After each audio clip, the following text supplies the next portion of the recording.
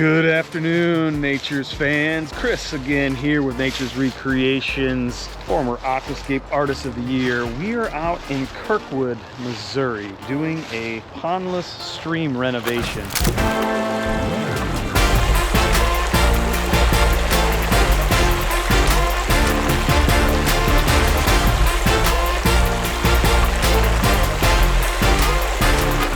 This is a system that was probably, I think we're 12 to 14 years old. The system's been doing great. It was one of the first rain exchange systems we'd ever done. Pretty big system, about a 2,500 gallon basin. Problem we've had recently, and this has happened to a couple other clients, which we're really not too excited about, but we're trying to fix the problem here because the client's really wanting to get her waterfall back. The issue was we were constantly fighting leaks on this system. Thought it was low edges. We came in, we checked it, we raised them, didn't fix the problem. Final time we were out, we started doing some investigation on the liner, and unfortunately what we found was kind of disturbing.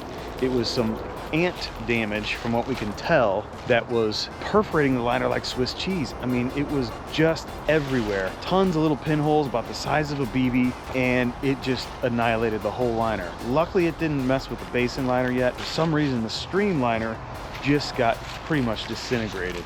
So we're having to come in and replace this liner to get the stream and falls working again. But the concern was, how are we going to prevent this from happening again? We've come up with a solution that we think is going to work, but it's going to be a pretty challenging and costly repair, unfortunately for the homeowner. Not anything anybody could have done to prevent it. It's only happened a few times, so hopefully this is not going to be something that we're running into in the future. So if you see right here, this is just one of the edges that we found and encountered. You guys can see that where my finger is. That's one of the holes. You got another one there. You got a bigger one here. It is just everywhere. Probably about a dozen in this little couple square feet of liner. We also found another section, which I believe the guys covered back up, but it was a tree root that found the liner and decided to make best use of it. Put a little tendril through the hole, and now it's about 1.5 inch caliper. So that was also aiding in some of the water loss, unfortunately. So what we've got here is basically about a 15 to 20 foot stream and falls. Again, we're going to reuse the basin. We're going to reuse all the stone, bring in a little bit of new stuff, but we've got to redesign it. So the good thing is we get to freshen up the design. Not that this looked bad at all. It was a beautiful stream and fall system, but we've got some issues that we want to address. One of which is the view of where they're seeing this is all the way up there at the deck and the back porch there. They're only really seeing a couple of these waterfalls. The stream, although beautiful, really kind of gets lost from that vantage point, and this little waterfall here really is not being really seen from their normal vantage and viewpoint. So we're wanting to change that, and what we're going to do is we're going to drop in a couple of small 12-inch waterfall spillways and add all the falls coming back up where they're at. We're going to reuse that biofalls up there, redesign this, and completely update the look of this entire system. So we're going to get started tearing this thing out. Let's see what this looks like.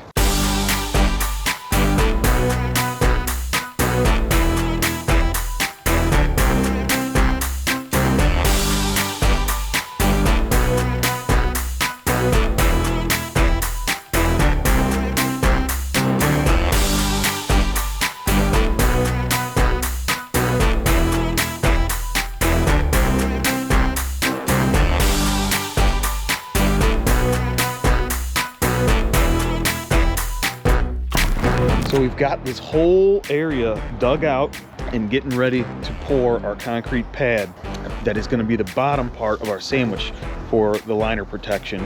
And then on top of that, we will just build everything up. The liner will be sitting on the pad with some insulation.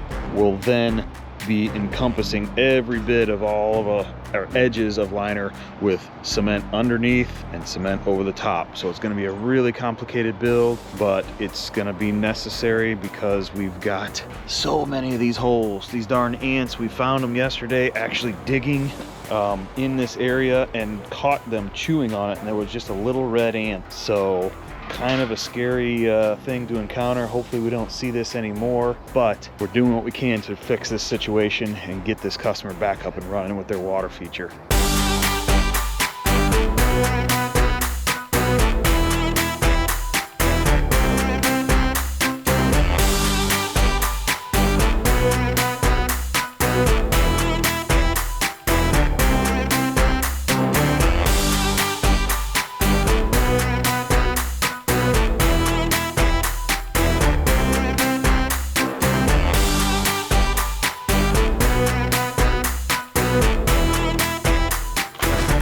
Guys were able to get this pad poured last night, so now we have our base structure in place for this feature. This pipe here is the feed for all of those diffusion chambers for the ant killer that we're going to have to be introducing into this base grade for the future stability of this feature. And now comes the tough part. This is where we have to start getting creative to try to make this look something like that. And that's going to be a challenge because we're not going to be able to carve anything into this potential slope for this waterfall. So essentially we're viewing this as kind of a old school home show display where we're going to be setting our stones on top of a flat area, and then everything else is going to get built up. But even more complicating that is the fact that we have to encase this entire liner in some sort of a concrete structure and substrate, because we cannot allow these ants to do the damage that they did prior. So we're gonna get started here. Got some real cold temps and some serious wind today, but we're gonna battle it out and make this thing come to life.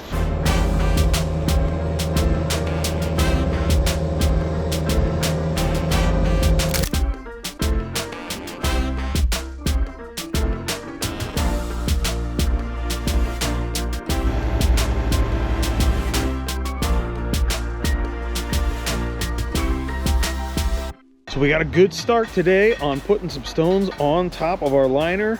We're actually getting these waterfalls lined up because we've got an access issue. So what we're doing is trying to get everything on this back side all set and placed, because we don't have the reach to get everything back there. So we're gonna end up having to pull the excavator up, put the blade right there on this pad after we peel back the liner. But we've really got some cool falls going. Right where that orange glove is, we're gonna set one of our weirs back there, have this nice neat horsetail fall, big tall waterfall dropping down there. We're gonna tuck the biofalls kind of back and just a little bit behind this guy here, and we're gonna create a kind of a 2-3 tier terrace falls that'll drop down, and then this is going to be a big wide waterfall stone for the one coming out of the biofalls there. So we'll probably have some more stones stepping up back there. We're gonna have to backfill all that with soil after we get everything covered up with the concrete. And then our third waterfall, we've got a weir that's coming out somewhere over in this area back here that we'll have it kind of dropping down. We may even bring it over there depending on the stones that we have to set that. But this is gonna be the falls on that one. Just a little subtle drop, nice sheer descent, kind of hitting and doing a 45 on that little cedar stump there, and then we're going to have this nice twist and bend to the stream, and everything's going to flow nicely back into where that dry creek area is. But we've got a big hillside here that we got to contend with, so we're going to probably have to drop some stones in here, regrade this, and get that water to shed back over to get back in that area, because we had some settling over the years on this. There was a big void space when we first built this thing. We dug out this whole basin and we ran into one of the builders' kind of depositories. He pushed all these wooded lots over into a big pile and just buried them. And about 3 feet down, we came into just a big crisscross of logs, and there was just tons of water underneath the ground. We pulled that out and really compacted it, but over probably 12, 15 years, however long it's been, we've gotten some settling. So we want to try to readdress that and pull that water all off this hillside to force it back over to this nice dry creek overflow area that we had from before. And that'll help this system really last the test of time. Progress is doing great. Really happy happy with how things are. Kind of hard working with some stones that we didn't really pick out to redesign this. Originally, the stones that were in here were for this system, so we don't have a lot to choose from. So we maybe go doing a little stone selection here because we're pretty much out of the stuff that we brought in to kind of add to what we had. So looking good, but we're really wanting to make this thing come out nice and pop. I'm really stoked about how all of this section is. You can see it great from up top there, and we'll get this thing moving a little bit tomorrow and show you how it's going.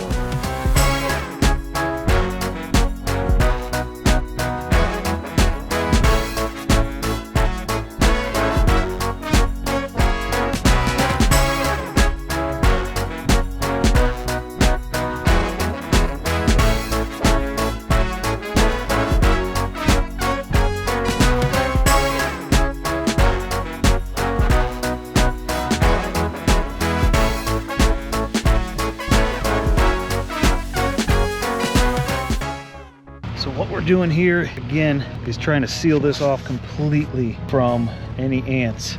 So we've got our concrete cloth down at the bottom of our floor. We're gonna wash really wet mortar all the way up against the bottom of that to toe that in on both sides.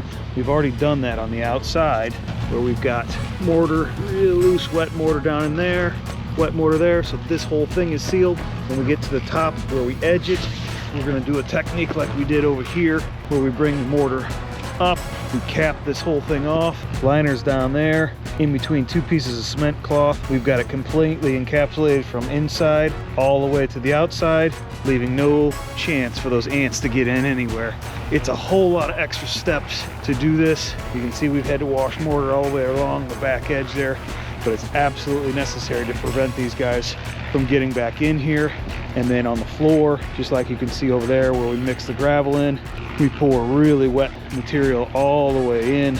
Make sure it gets seated up under those boulders. Gravel goes over the top just like anything else. And we've completely encapsulated that entire liner. Remember, we've got our base pad underneath. That is what we're going to be attaching the outdoor or outside mortar to. This gentleman's knees are sitting right on the outside edge of that pad. That pad then gets anchored to the mortar that's poured in there, which anchors this in place, and then we seal here at the seam, and we've got a completely protected, encapsulated liner so we don't have any issues. Coming along nicely here, we're going to get ready to set our final weir stone, or our weir falls over here, our waterfall spillway. That way we get water kind of flowing through this area and crashing down there.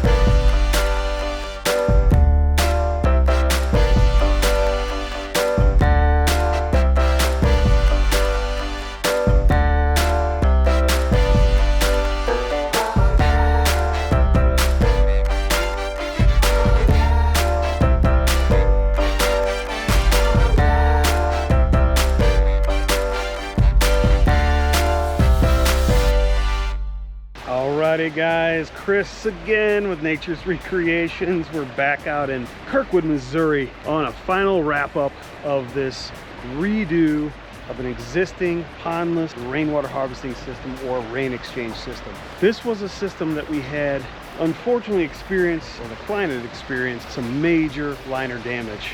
And what had happened was we had had some pesky ants get into the system that was here for going on like 16 years and just chewed all through the liner. So we ended up having to come in and rip this old system out, reuse all the stone, and then reinstall the new waterfall with a little bit of extra protection. And what we did was use a combination of concrete, mortar, and concrete cloth to completely encapsulate that liner so that now when those ants try to come back, they're no longer going to be able to do any damage to that liner. We also installed a underdrain system of sorts, and let me show you what that is. So basically that white pipe there, we have that tied to an underdrain drainage grid that basically flows through this entire system under the liner into the gravel base. And what we intend for the homeowner or us to do is on an annual basis, if not more, coming out here and dumping a big bottle of some sort of a ant pesticide in there so that can bleed through all that drainage system and completely saturate the ground underneath to try and keep those pesky guys out of this area. Hopefully that's going to be the case. We are pretty sure that that's going to solve our issues, but we didn't want to take any chances, even with the concrete being completely encased on the system. So we took the extra precaution and added that underdrain system.